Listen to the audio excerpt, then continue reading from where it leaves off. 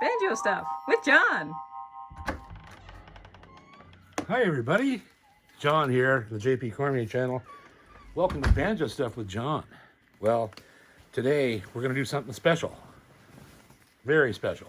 Not something that happens every day in the world, as a matter of fact. We're going to set up a banjo.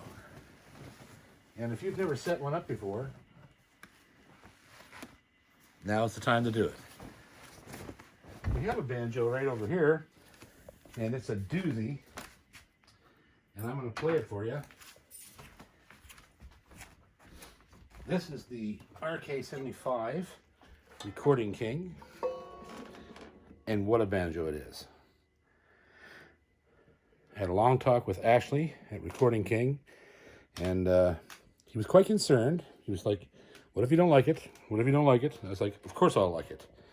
And the fact of the matter is about banjos, an interesting thing, is if the banjo is of high quality, any banjo player is actually going to alter it to their own preference, no matter who makes it. And this banjo's quality starts out so high that it has everything that we need to make it our own. And that's the magic of banjo. It's about the only instrument actually that is like that. You can do a lot of things to different instruments, mandolins, fiddles, guitars, but banjos are like a sports car. They're meant to be taken apart and tinkered with. So I'm going to show you how to do that right now.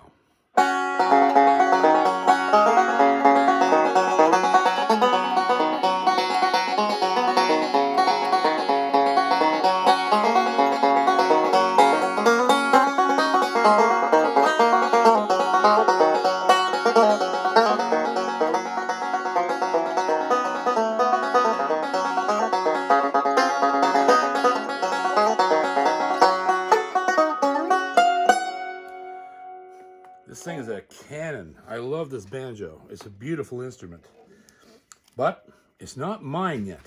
And I'm going to tell you what I mean by that. Okay, so the first thing that a banjo player decides for himself is the tension of the head, which is incredibly important. The tension on this head right now is sufficient, but I'm like a lot of other banjo players like J.D. Crowe and I think Scruggs to a certain extent. J.D. Crowe used to say he tightened his banjo head until it almost broke. That's how, and then there's players that tune them to like a G sharp or an A flat or some other resonant note. But you can tell the tension on a head by doing this. You strum the banjo and press the head down. You can hear how flat the notes get.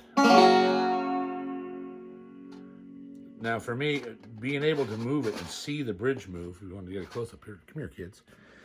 Check this out. See that? You can see the bridge moving when I'm pressing it down. Quite a bit in the back, too. So that's not the best thing. But at the same time, you can absolutely play the banjo this way. People leave their heads that slack. I'm just not one of those players. So this is fun too. This is the customization of a 5-string banjo for me is one of the funnest things that you can do, because you're literally creating a new instrument of your own thing. This is the way I want the banjo to play, and it's very easy for me to get that to happen. So the first thing, there's a number of things to consider. The first thing is that as it sits right now, if you'll take a look there closely. The action is a bit high for me. I would prefer my action to be lower. So what's going to happen is when I tighten this head, the action is going to go up because the bridge is going to sink into the head less. So it may raise the action. So I'm going to take a look down the neck and see if there's any relief in it. Oh, there's a ton. This is good. This is really good. So that means that, yeah, there is a ton of relief. So that's really, really good. That's what we want. So what that means is, once I tighten the head and it raises the action up, I would normally may have to take this bridge off and shave the feet down so that the bridge is not so high. But it looks like I'll be able to tighten the head and just take the relief out of the neck with the truss system, which will bring the action down where I want it. So here's how that's done.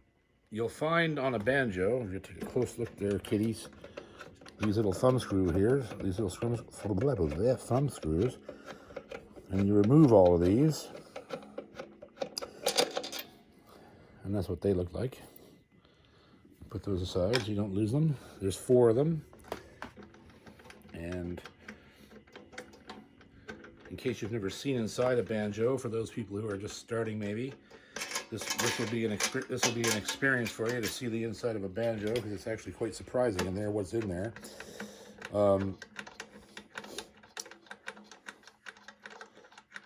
These are usually not hard to get out, and these ones are not.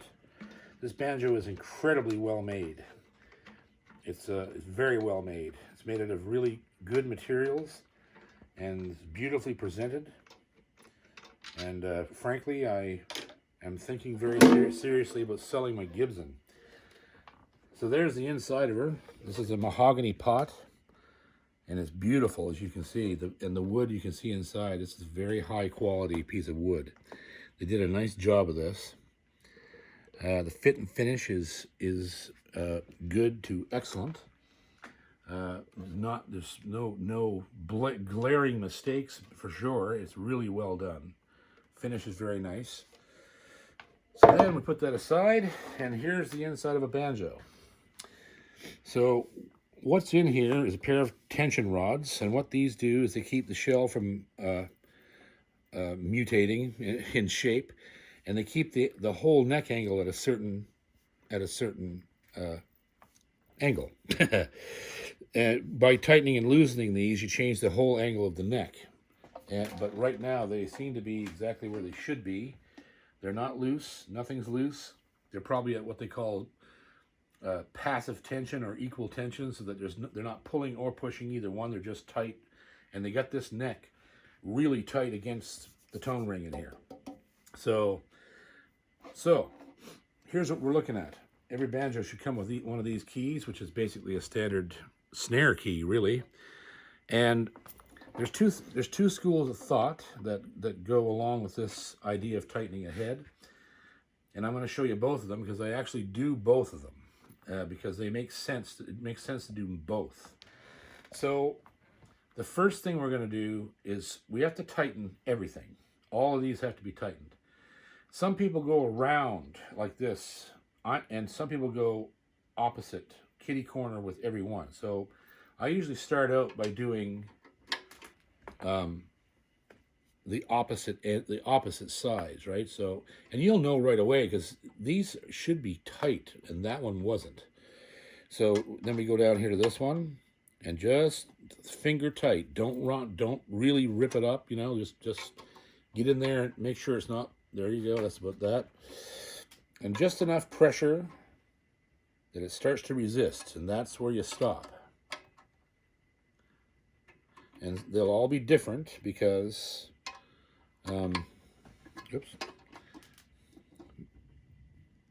because as you go, you tighten the ones behind, the ones in front will get loose, like that one. You just want to gently go through. You'll see they're starting to get looser as we go forward, because the ones behind are getting tighter, so the ones in front become loose. Oops. And then we drop the wrench, and that one's good. Oh, that one's really out. And then, yeah, so we keep going and go all the way around.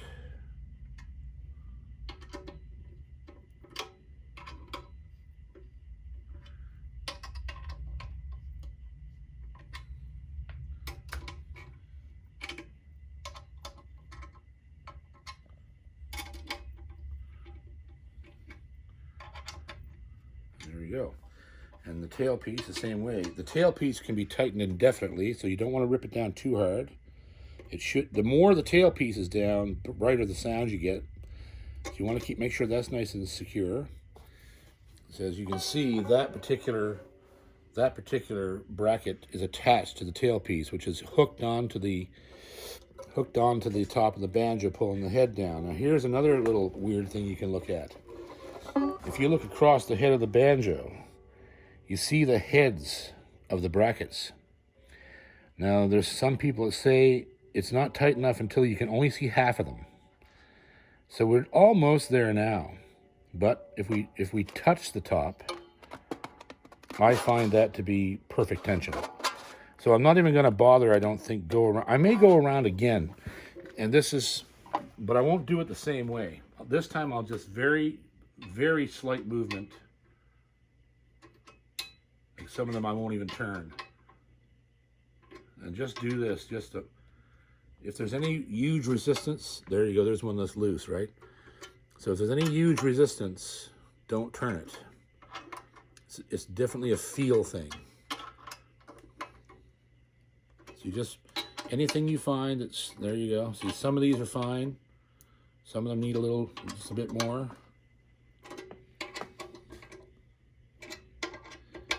Now there's a million ways to do this. Every banjo player has its tricks. I do mine this way because I've been doing it that way for years, and it's always worked for me, and my banjos always sound really good. So, and I learned this from old banjo players who really knew what they were doing and had good banjos, old Gibsons and things like that. So you see, like most of these things didn't need to be turned. There was a few along the way, and that's what you get. That's why you do this twice, so that you don't have anything loose that you don't want loose. And there you go. I would say almost 100% that head, and you can look around the outside edge there, and you can see that there's no brackets that are too low. They're all about the same height coming over the edge of the head. Your flange is not bent. You're not pulling anything out of whack. The only other thing I might do to this banjo is raise this up a hair. And again, that's just preference, personal preference. I might want this up a little bit off of where it's at, because it seems to be touching. It seems to be touching the top here, which I might leave it like that. So there you go. So there's sounds weird without the back, don't it? So then we just, ooh, nice. There's something pretty. Look at that. It's really nice. The RK Elite 75. Beautiful. Beautiful. It's amazing. It's amazing. It's such an American instrument, but built in China to, high specifications. So let me get this back on, and we'll take a look at the neck and see what we have to do there. Welcome, welcome.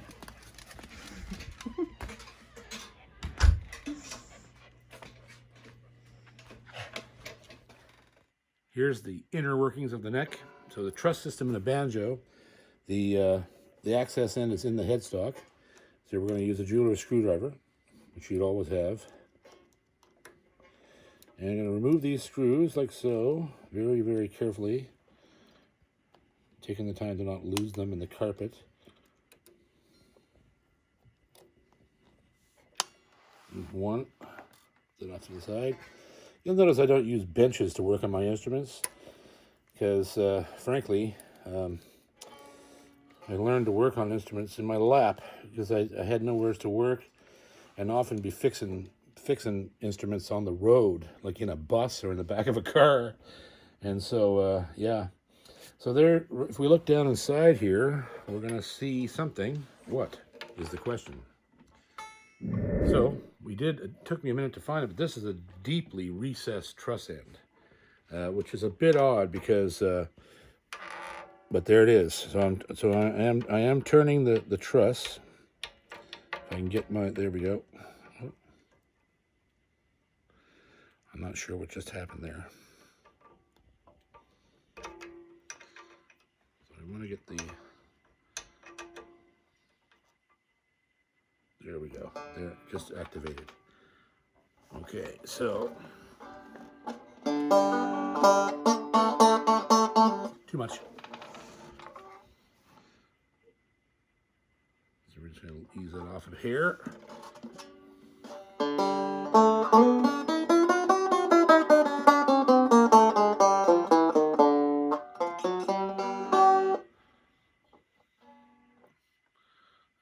I think I'm going to go with that for now. Let me see what we did. We can. So as you can see, I'm leaving the Allen key in there. These truss systems are in a banjo are immediate. So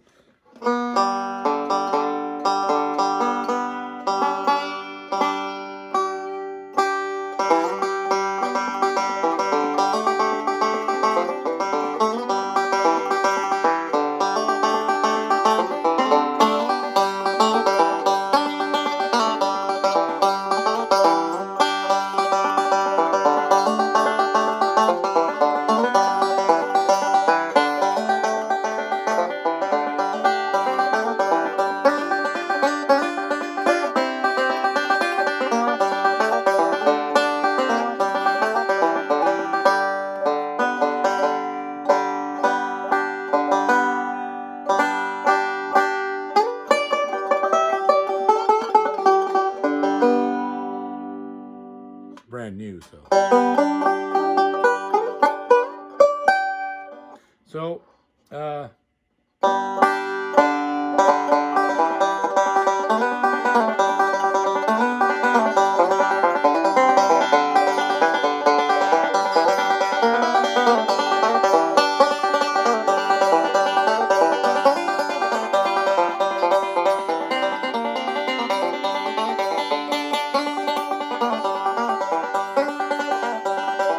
this banjo sounds awesome. And the action, I got the action perfect for medium strings. There's lights on this right now, but I believe I'm going to put some mediums on it, and that'll jerk the neck forward a little bit. But the truss system in this thing is awesome. Like I think it's even better than my Gibson. I was surprised to see this hole because usually in a Gibson, the truss end is male, not female. You need a socket to turn it, not an Allen key. But this one is deeply recessed, which means it's really taking care of the proper part of the neck. It doesn't even come out to here. It's down in there somewhere. And when I turned it, man, it flattened the neck out immediately. And love the sound. All it needs is medium gauge strings.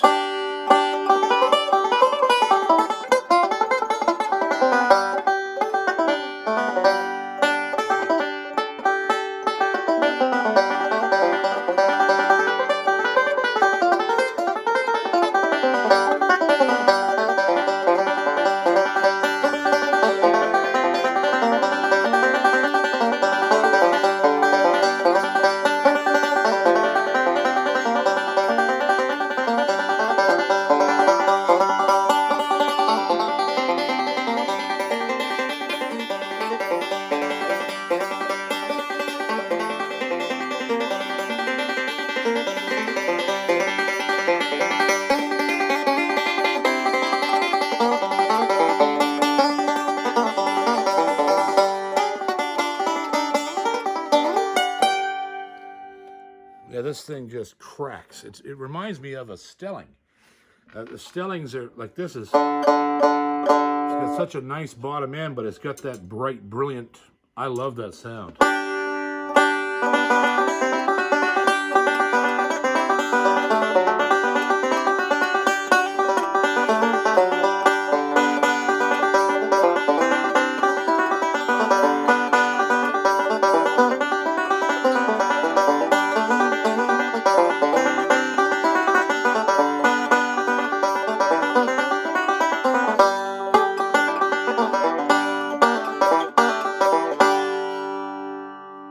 Man, oh man, this thing honks. It's just, I love it. So there, I've negated several problems. I don't have to adjust this bridge anymore. I could still go in, possibly, to move it so that the G string's a little high, up at the same height as the rest of the strings. But frankly, it's not bothering me. Now that it's sort of set up the way I like it, it's not bugging me.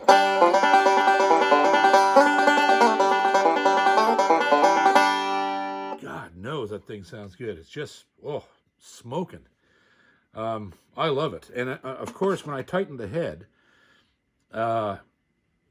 it lost some of its depth, right? But that's, I don't want the depth. I want this bright, meaty.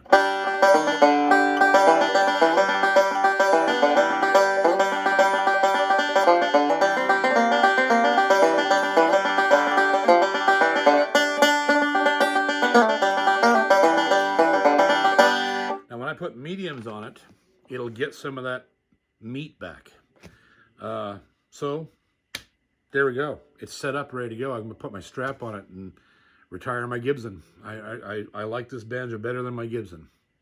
I kind of thought I would. I've seen these online before I got this one, and frankly, they're just really, really good banjos. And I'm not sure exactly how they're doing it, but just incredible banjos. And there's the just a standard Allen key, but like I said, it's really recessed, which is an interesting concept because that means it's working down in here as opposed to coming all the way out to the end and maybe affecting further up the neck. It's down in there where it should be. And so when I reefed it, it straightened that neck out flawlessly.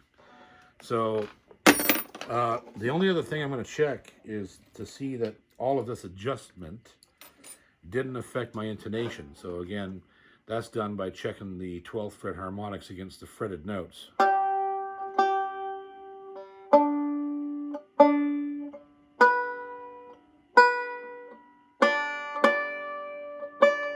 they're perfect. There you go. There's a finished setup for me. That's the great thing about banjo, is that when you start out setting up a new banjo for yourself, it's sometimes difficult to tell how far you're going to have to go to get what you want. You may end up stopping at any particular period and not be able to pick up your truss rod cover because you have no fingernails. Yeah, so you may end up, you may start out going, well, I have to do this, and this, and then you get one or two steps in and you realize the job's done before you thought it would be. And now Ginger is going to make an attempt to pick up this. Oh, look at that. She can do it too. This is why she's around. She's got the nails, and there you go. She's got the nails. Is there any porno plastic on this? There could be. I think there could be, but I'm not going to try to mess around with it, take it off. So, yeah. So anyhow, reinstalling this is fairly simple and takes a rather steady hand with a bit of technique. You line up your hole there. This is easy because it's a banjo. Guitars are a bit more difficult because they're harder to get at. But what I generally like to do is put the screw on the screwdriver like so. Then you hold it there with a finger, and boom.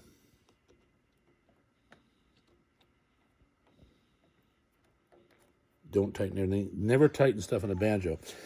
That's what I was going to tell you earlier. Don't tighten anything on a banjo all at once. You'll see how I left that screw not quite tight because you need to be able to move this around to get it in place. Now you can tighten them both. And the same thing when you remove the pot, and don't strip these out either because they're designed to strip. They're not designed to be really tight. Like that one there, you can't tighten it. It's already stripped, but that's normal because it's such a small screw hole. So when I put the pot back on, I didn't tighten these around like that. I put this one in loose, that one in loose, that one in loose, that one in loose, and then I tightened them kitty corner so that it doesn't, because you can actually get it crooked so that the flange isn't sitting down in the pot right. So you make sure you tighten them kitty corner to each other, and you put everything in loose first. And there you go. There's the RK75 Elite, and by God, there's a reason why they call it Elite, because it's some banjo. I haven't had a new banjo in probably 20 years, and this one is just gorgeous piece of work.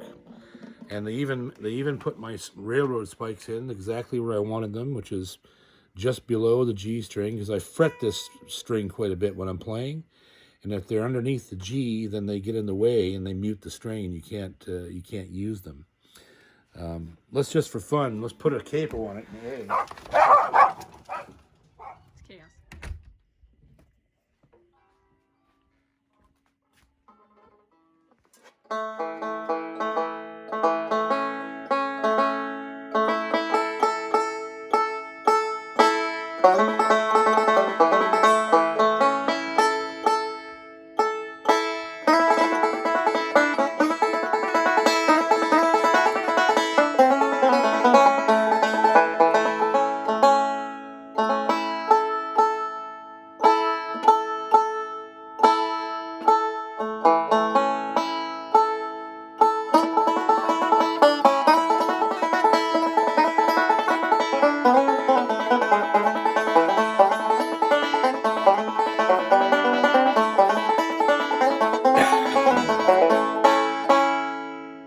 Like I said, these light gauge, I don't really like them. They're a little too light for me. So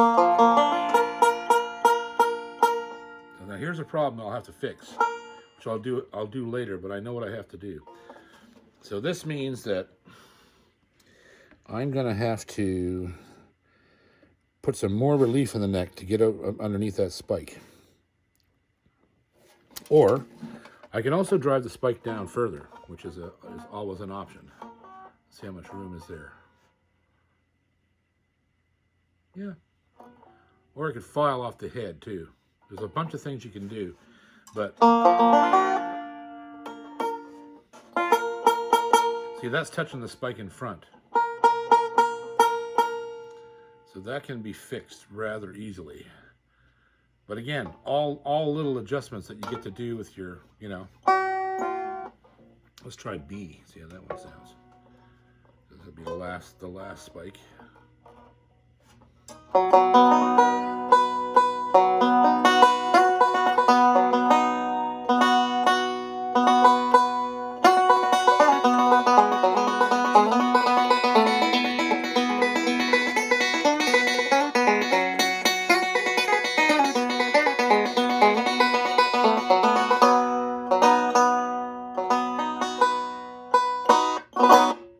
See, I'm knocking it out of tune just because the strings are so light. I play my right hand's real heavy, so.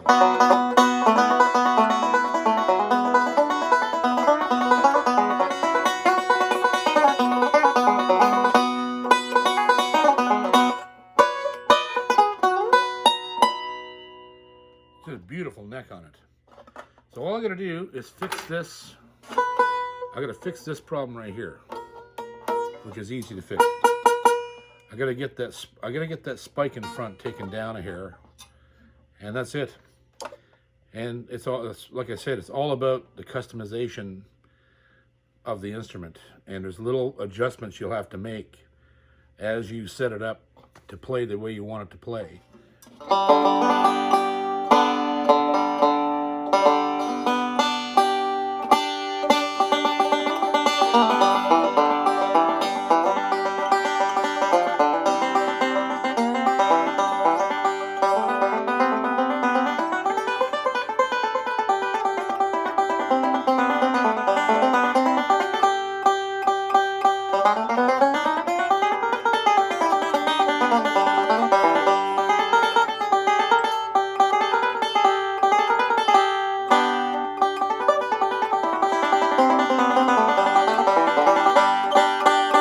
Just plays beautifully. So I got it down to one thing, which is normal. So I got it down to one thing. I got to fix this one spike here, which it may just be a case of just taking a a soft mallet and just tick, tick, tick, knock that thing down in there a little further so it's out of my way when I'm capoing at the in B flat. A is fine. A is not touching anywhere, so that's good. It might be a little bit. So there you go. There's two things. I take both of these down a hair, and there you go. She's done. So I will either file these or gently knock them down a little further. I might file them. It'd probably be the smartest thing to do. And yeah, and that's a simple process. Just take a flat luthier's file and get the string out of the way, and just very gently from this side, just plane it off that way, being extra careful not to actually, you know, pull out to wear off the actual spike part of the spike. So yeah, that's it. It's a simple process. And then this banjo is ready for business, like in a big way. It just sounds so good. It sounds to me like an old Stelling. Much more than a Gibson, I find. And I love Stellings. I just love the voice of Stellings were so bright and very bright and very pleasant. A lot of meat on it. So there you go. There's the setup of the Recording King RK75 Elite. And what a banjo. And as far as I can see, they're around $2,000 or maybe $1,900 or $1,800. I'm not sure what they are in Canada. They're around that price. And buddy, they honk. This thing is really nice.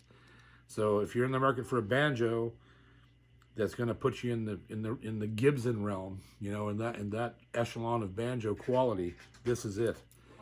So, and I might sell my Master Tone. I've had it for a long time, and the shine's worn off of it. And this one, actually, this banjo has a lot more of the qualities I prefer in a banjo than my actual Gibson does.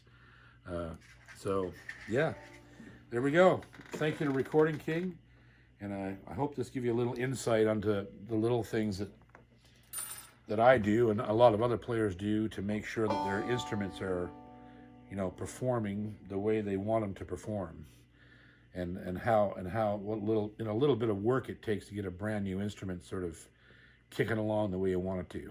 So there you go. Thank you. See you in the next video. Keep on picking. You've been here with Banjo Stuff with John and the Recording King Elite 75. Love you. Bye.